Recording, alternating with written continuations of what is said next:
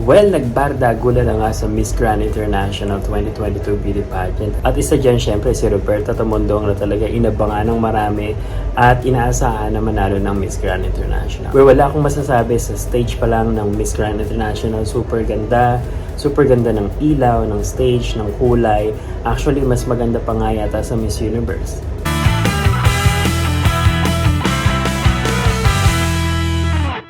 Hello everyone! Welcome back to my channel. This is Rodrigo Zabala and today's video pag-usapan nga natin ang katatapos lang ng Miss Grand International 2022 Preliminaries. Alright, so Miss Grand International 2022 will be held on the 25th October in Indonesia. Right, so Miss Grand International 2022 Preliminaries, yun na nga, merong mga nagpasabog sa kagandahan, sa ganda ng gown, sa finesse maglakad, glamorous, everything.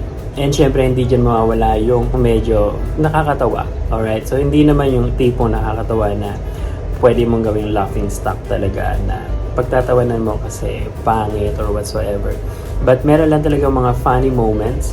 And umpisahan na natin yung mga funny moments. Una sa mga nagbigay na talagang funniest moments ay si Miss United Kingdom. So kung makikita nyo yung kanyang arms, hindi ko alam kung ano yung gusto niyang i-portray dito, but the way she moved her arms, so parang mag-exit is super funny.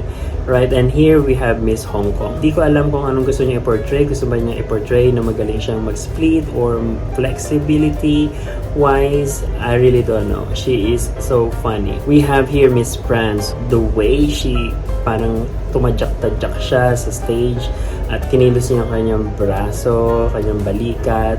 Super funny na nakakaaliw siyang tingnan. But I don't know if it's right for a pageant. And here we have Miss Mozambique. Miss Mozambique, actually, she's really looking gorgeous like a black Barbie doll. But the way she move in here, if you will see, she like, abangan nyo, talagang parang magkakaroon siya ng nakakatawang kilos yan. So talagang ibinomba niya yung kanyang dibdib at nakakaaliw na, I don't know, but super nakakaaliw yung kanyang ginawa. Right, Miss Ghana here, naalala ko yung training sa KF na parang ganyan na may duck walk. I don't know if she trained in KF, but this movement is part of KF's duck walk training. Miss Ghana is really funny. So the way she move in here, para siyang dun sa mga anime na Naruto or whatsoever, ano ba yun?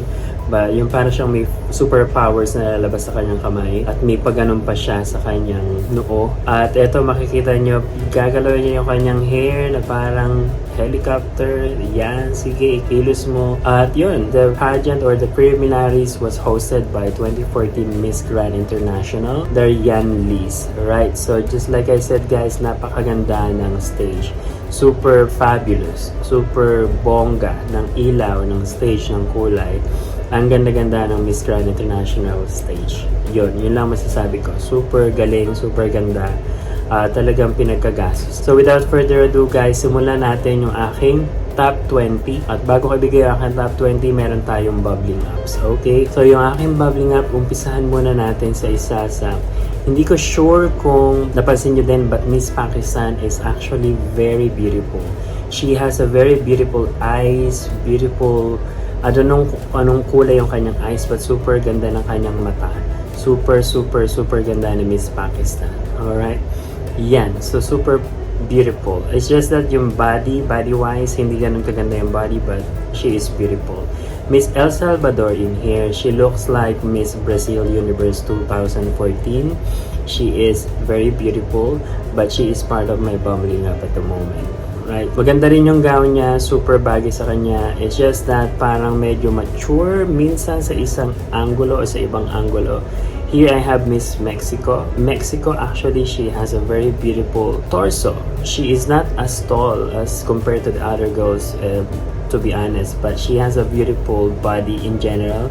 It's just as parang medyo malaki yung kanyang lower part, lower extremities, but she is beautiful. Miss Mexico.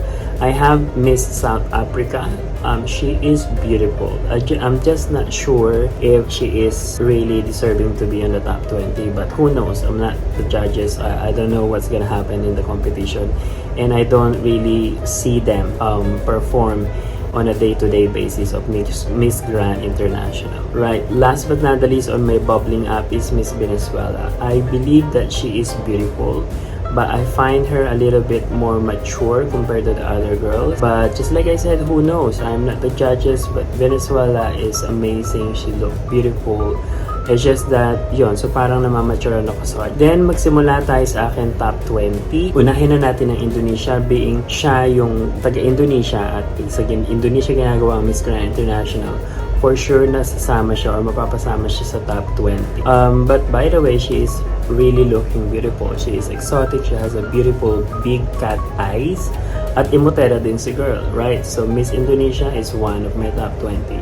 Australia, she has a very beautiful, gorgeous face.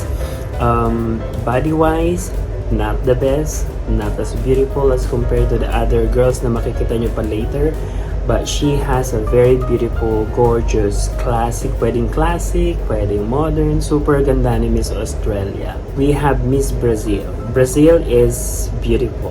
Naalala ko lang yung gown ni Miss Brazil dito na parang gown ni Gabriel Bachano na meron siyang pa-effect na tinanggal sa ulo niya. First, nakalagay sa ulo niya and then tinanggal niya. And boom, naging red na scarf or cape or whatsoever kung anong tawag. Simple yung kanyang gown but beautiful. Next, I have Colombia. So, of course, Colombia, you will not miss Colombia in any beauty pageant. And this girl is also very beautiful. She is really gorgeous. She is amazing. The gown is amazing, beautiful. So we have Miss Denmark. Miss Denmark is para siyang buhay na manika. Yung kanyang mukha is parang mukha ng manika.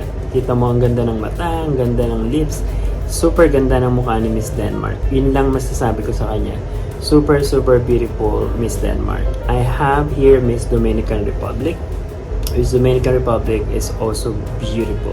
Dominican Republic is one of the candidates na may magandang katawan. Super ganda ng smile, super energetic, super fierce, everything. Right? So, Dominican Republic is beautiful. Very, very beautiful. Very sexy. Ganda ng gown. Super, super beautiful. I have Ecuador. Ecuador is para siyang, kung hindi mo alam na siya ay taga-Ecuador, pwede mo siya mapagkama ng Filipina.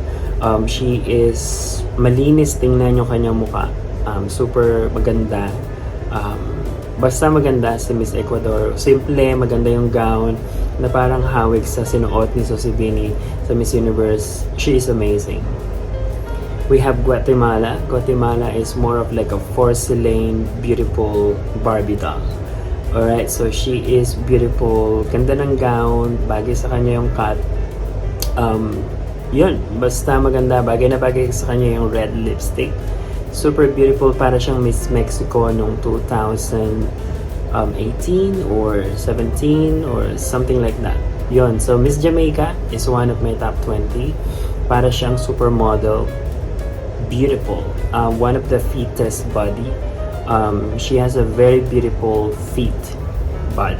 She is beautiful. Bagay sa kanyang gown niya, yellow. Tamang energy. And sa gown, super ganda.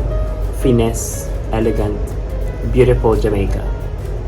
We have Nigeria, so another black Barbie bombshell. She is like a beautiful, sexy model from Nigeria. She's beautiful. I just love her energy in here, and then the gown is beautiful. She's African looking, but beautiful African. Okay, if you know what I mean. She's classic, elegant, beautiful. I have Panama. The Glamazon woman from Panama is very beautiful. I think she is one of the tallest, or maybe she's the tallest. I really don't know, but she is very, very tall. She has a very good proportion, long legs, long torso, long arms. Beautiful Miss Panama. Another one from P countries, Miss Paraguay, is very beautiful. Para siyang Miss Brazil din in the past. She is very, very beautiful girl. Very beautiful. I just love her gown, her energy.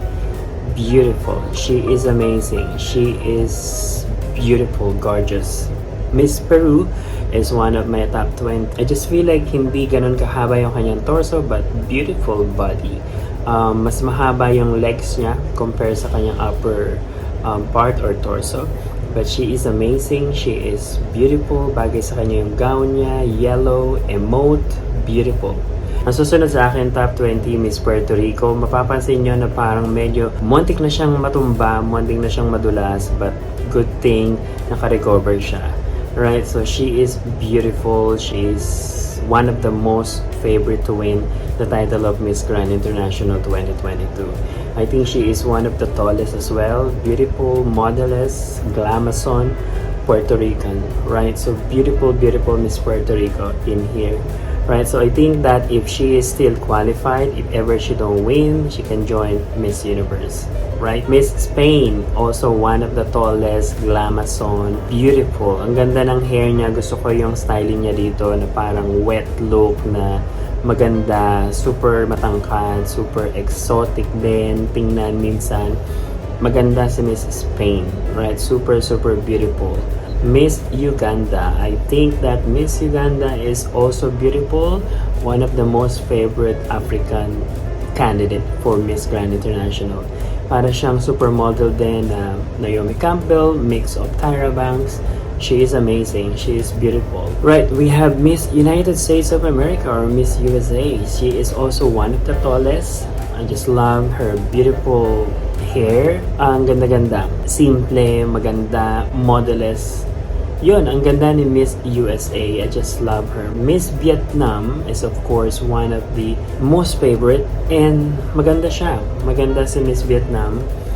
Super emotera din. I just love her. And of course, syempre hindi mawawala dyan, Philippines. Philippines is one of my top 20. She is amazing. She is beautiful. Ganda ng gown. Super sexy. Super parang goddess yung kanyang gown. Parang gown siya ng parang mga goddess. Alam mo yun? Ang ganda ng cut. Super. Unique. Unique. Beautiful, beautiful, beautiful Miss Philippines. I have, of course, Thailand, one of the top 20 and last in my top 20, Thailand. She is, I think, the strongest, one of the most favorite or the most favorite among the candidates of Miss Grand International candidates, right? So Miss Thailand, very beautiful, Imotera din at Imotera. So that's it guys, and this is the end of this video. If you agree to my top 20, just leave a comment down below. And kung sino yung favorite nyo na manalo sa Miss Grand International. Kung meron kayong mga comments sa isa sa candidates, kung Miss Philippines, Miss Thailand, just leave down below. And thank you for watching. I hope you guys stay safe and be safe. And don't forget to subscribe. Thank you very much and bye-bye.